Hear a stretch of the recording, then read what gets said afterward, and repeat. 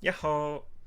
Today we're going to be looking at a game where I attacked a little bit too early and how this ultimately led to a loss, and it might be a reason why you lose a lot of games too. So hopefully this game can illustrate a couple of points and maybe help us to identify whether or not an attack is too early. We played as Golte this time. As always, I'm not going to go over every move and just highlight some of the key moments. We play our usual original Ryu, and after a couple of moves in, we can see that our opponent started to move his Rook all the way to the 6th file. And in Shogi that's called a ranging Rook. Now you can see that our Rook has not moved at all, which you would call a static Rook. And ranging Rook and static Rook games have a little bit of a different idea on how to approach the game. You can see we already pushed our pawn down this file here, basically saying we're going to definitely put our efforts in breaking through here, whereas our opponent waited a couple of turns before he put his Rook into the middle and trying to maybe later attack through the center. We just continue pushing and he develops his defense, and after our silver development we can see he is ready to go all the way to the left, castling his king. Castling in Shogi, of course, has to be done manually. There's no special move for it, right? And we try to continue climbing with our silver to support this attack here. Again, with a static Rook, your attack is usually very obvious where it's coming from. And so you need to be really well prepared, because if your attack, of course, is predictable, you need to have enough resources. There can be enough pieces in hand or just enough pressure to break through, because your opponent will know where you're attacking from. Whereas with ranging Rook, it's not quite sure. He could move again, but our plan is very obvious and straightforward here. He attacks our silver, allowing us to recapture here. This is not terrible because he has his Rook here. He wants his Rook open, so in the future he might want to continue pushing here and drop the pawn down somewhere later. And we finish our development for this attack. You can see we have our bishop nicely turret here and trying to break through here, which is for static Rook can be like a very standard procedure. Now often we have the silver here, trying to really go through here and targeting this weak square. And our opponent pushes his side pawn to eventually allow the opponent's king to escape if necessary. So his king is not fully castled yet, but he is rather safe. We, however, have not moved our king at all, and this is the point where I thought it would be time to attack. Nothing is really threatening us here. Our silver is covering this dangerous square here, and I'm just going to go ahead and start attacking here.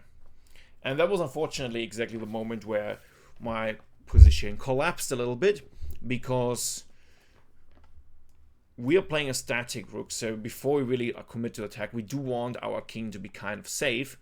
And if you have a look around here, we can see that there might be some dangerous drops after we trade.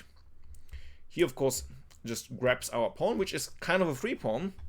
My idea here was just to break through, taking with the bishop. He takes back, I take back, he drops the pawn, we go back, but we open up a little bit here, potentially allowing our silver to continue here. So yeah. And then I decided to just grab the pawn here. The idea here was very simple, as I just described. We trade bishops. And my opponent actually makes a small mistake here. Instead of capturing, he just focuses on defense, which would have allowed us to actually retreat our bishop to make up for the temporal mistake we just made, because again, we're not really ready to attack yet. However, I thought, well, we just have our bishop here already, and I decided to trade, allow him to recapture with the knight, and we don't really have much of an attack here because the goal is firmly secure here. We retreat. Naturally, we don't want to trade. We don't want to defend it. We don't want to trade a silver for a knight. And the opponent plays the best move in this position, which is dropping his bishop down here to 2-2. And this is basically our whole point. Like, the fact that our opponent has this square to drop a bishop to is the key takeaway here for why our attack was too early. He attacks our lands. There's no way we can prevent that, and we already have a wall here, so this area is kind of dangerous already for a king, right? So allowing this bishop drop here was a crucial mistake. And if we go back to before we started trading here, before we pushed our pawn, it would have been wise to allow escape routes here, to maybe castle our king first, so it's safe. You can see our opponent doesn't have any squares where we can drop our bishop to.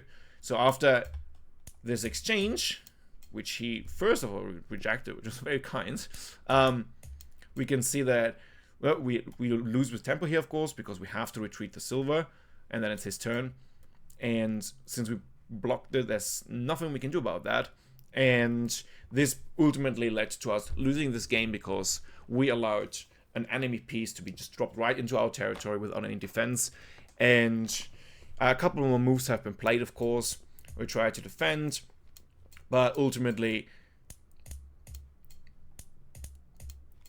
we can see that this is very, very dangerous position here. We don't have any attack whatsoever going on here, while his king is pretty sound and safe. And as soon as he gets another couple of pieces in his hand, he has this now next, which could threaten checkmate as soon as we remove this defender. So yeah, key takeaway here is don't attack too early before committing to a move, before trying to open up. Think about, is it possible for our opponent to have a nice drop somewhere and threaten our defense? I think it was right around here, yeah. So in this kind of position, okay, is an attack really necessary, or can our opponent have counterplay? And that's exactly what happened here. So I hope you can learn something from that. Always make sure to castle, or at least have somewhat of a safe king before committing to an attack. And yeah, I hope this will help you in the future, and see you next time.